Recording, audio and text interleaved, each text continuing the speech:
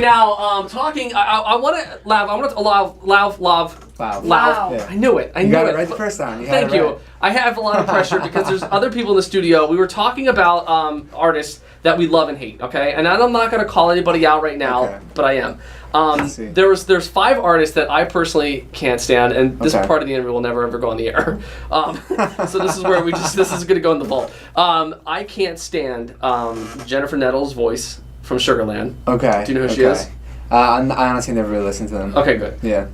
George Strait. Okay. Do you know who he is? Know who he is, but not too familiar. She has no idea. Okay. Reba McEntire. Okay. Again, know who she is, but don't listen. Good. Thank you. Okay, my man. We're aligning. We are. I also can't stand Tom Petty. Okay.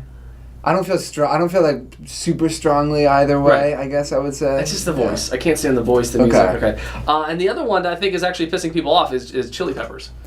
Okay. Well, you saying you don't listen to Chili Peppers? Yeah, I can't stand them. Okay. I was actually telling one of my friends this. I've never really. I don't know what it is, but I've never really clicked with the Red Hot Chili Peppers. My man. Like. I'm not saying it's like bad, but for some reason growing up, like I always. Whenever they came on, I was just never into it. Like, a lot of my best friends were like, Chili Peppers, and I was never... Really just so you know, this situation right now, if I still had MySpace, you would be number 1, the rest of you would be bumped down. All of you. MySpace. Right? Like, do you remember, how we used to, trick them out when we would get, all the banners and everything like that? 100%. Did you... let's just do it. Anyway, let's talk about it. Do you remember, when you would, date somebody and you'd put them up there? It was that moment of truth. That was that stamp of approval. Like, all right, my best friend, you're now moved to the side, the girl, the guy, someone's coming in, right? Yeah. It was always that awkward moment because then you'd get a text or hey, what happened? Yeah. Or a message, remember, right? Yeah. Oh, it's awesome. A lot of pressure. The MySpace top 8. Crazy. That was the best. Do you think anything like that will ever come back? Honestly, I kind of hope so. It was fun. It was. Yeah. Or what's the next thing? What's the next thing? Because everyone's raving about Snapchat. What's the next thing that's gonna come out? Is there anything that's out right now? Because I feel like it's definitely Instagram. Yeah. At this point, is still kind of crushing. Right. Yeah, I barely use Facebook. I mean, I still love Twitter, but I think most younger people, kids are not even using Twitter as much. So. Now, as an artist, when it comes to social media, how do you keep track of everyone that's hitting you up with the personal messages and just nonstop, talking to you? Oh, I love the music. Oh, hey, can you shout me out?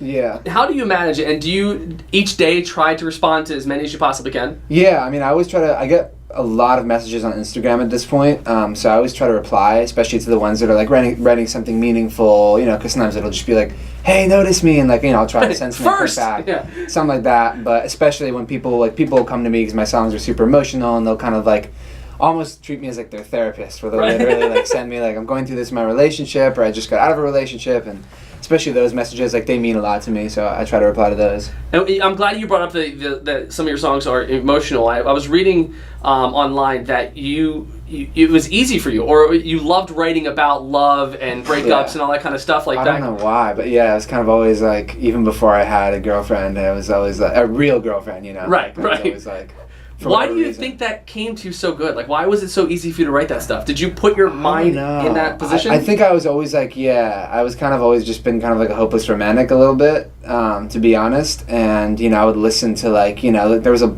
long period of time where I would just listen to a ton of John Mayer. And I would, kind of idolize them for a period of time. Right. So I was how do you capture that feeling in a song, you know? And so I was always trying to do that even before I really could firsthand experience.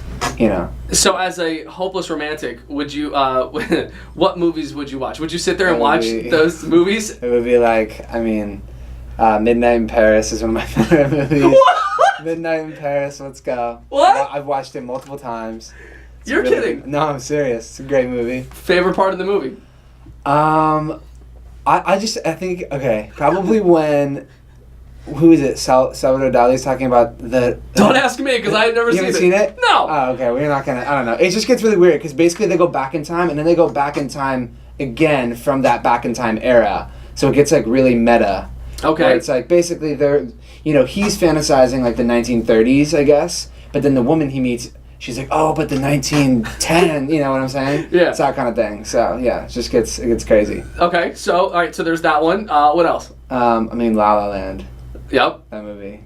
Okay, that'll change your life. Yeah, okay. I mean, yeah, I definitely got me in the feels. So you get those movies, and then you're able to kind of write from there. But then you get into relationships, and then is it and after a relationship is over, do you feel like you definitely got to write something, or do you feel bad about that person, like knowing that you're going to write about somebody that you used to have a relationship with? Now they're out of the picture. Do they call you? Do they hit you back up and like, was that about me? Like, do they ever like question you on that? I think that, there's usually not a lot of conversation, direct conversation, but yeah, it's definitely, stuff there. I mean, I try to, I'm always writing about like real stuff that I experienced. I'm not going to shy away from that, because I just sort of feel like that's like what my job is to be real with people. But, I don't like to be unnecessarily like, bringing in details that don't need to be part of it, I guess. Shouting out names in the middle of the songs. Stuff like that, yeah. Becky, this is for you! I feel like some people like to twist that into a whole, like, publicity campaign, stuff like that, so. Right. Now, when it comes to the writing, you've also done some writing, most recently, I've seen, for, like, Cheat Code's Demi Lovato. Yeah. You wrote Charlie XCX's Boys. Yeah. The new Cash Cash Connor Maynard song. Like, you're doing, is it easier for you to write for them versus yourself? I definitely prefer to write for myself. I feel like all the songs that I end up keeping are the ones that are like the most real to me, but I just love making music in general, so it's sort of like some songs will turn out to not be that personal to me, I guess, so. That's awesome. Yeah. Now, with the way music is going right now, including your single, like, where do you think music is heading? I think that's a complicated question to answer. I think it's going in many directions. I think genres are starting to not really matter like they used to. I think people just love stuff that when they hear it, they're just like, this feels good.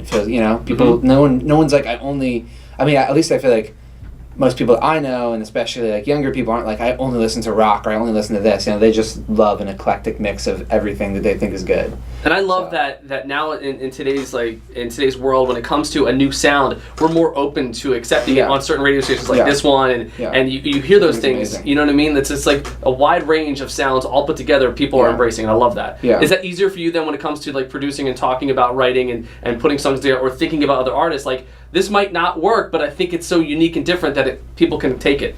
Yeah, no, I mean, for me it's freeing, because I sort of feel like I'm not thinking, like I try not to just think about what I'm making, I try to just make it, so, and that's a very free feeling, because it's like, since I produce my own stuff, it's like I'm pulling influences from all over the place, all the time, so.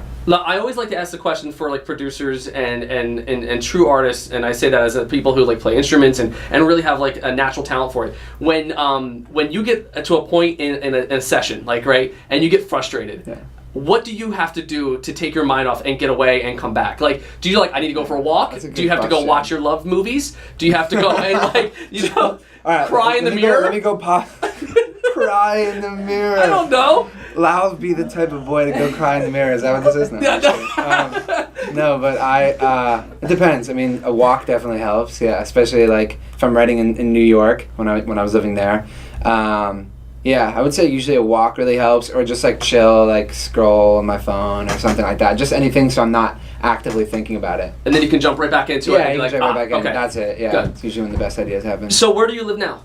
LA. Okay. Yeah. Complete culture shock for you from going from New York. I mean, you were born in California, weren't you? I was born in California, so I'm definitely like used to the West Coast. Yeah. I mean, LA's very different from San Francisco, but and I'd been to LA a few times before. I think I just didn't realize, like, how everybody in LA is there to serve themselves, right? Everybody's trying to be the star this, the star that. So it's definitely exhausting. Yeah. It's an exhausting place. Right. When you get to travel, you got to go to a lot of places all around, the country and the world. Do you have a favorite? Oh man, that you love to visit? I don't know if I have like a single favorite. I just love any opportunity I get to go somewhere new, because I feel like that's like when you create a new memory that you're gonna lok back on. Instead of like if I go to the same place, it's like you can never really recreate that whatever you had the first time you went there. So. And is there anything that you like, any kind of like tradition for you, like when you go to a city or go anywhere? Like I've talked to a couple times, like Ed Sheeran would say stuff like when he would go to a city, he would want to get a tattoo done, or go and do this, or like when they go there, they want to try the local food. Like, definitely are you doing food, things? Yeah, definitely food is a big thing for sure. And then occasionally, like I was on tour recently and got a tattoo based on a place in Philly actually. So we're going to Philly tomorrow. So. No way. Yeah. Well, can I ask, like, what did you get? Yeah. What is it? Actually, I'll show you. It's pretty. I don't know if you guys follow memes. Yeah. But you got for those of you guys out there, it's okay. So it's these coordinates here. Okay. So from the outside, it looks like like some really deep, meaningful shit. Coordinates. Yeah. Like, I always ask people to guess, like, what is it? What do you think like, what would these coordinates be? Like where you got the tattoo at, like maybe like on the city. That's the coordinates. What's the significance? This is too deep, man. I have no idea. It was literally just outside of a 7-Eleven in an alleyway, the location of where me and my drummer and my tour manager cracked a cold one with the boys. Really? That's the story? That's the story. That's awesome. That's it. That's great.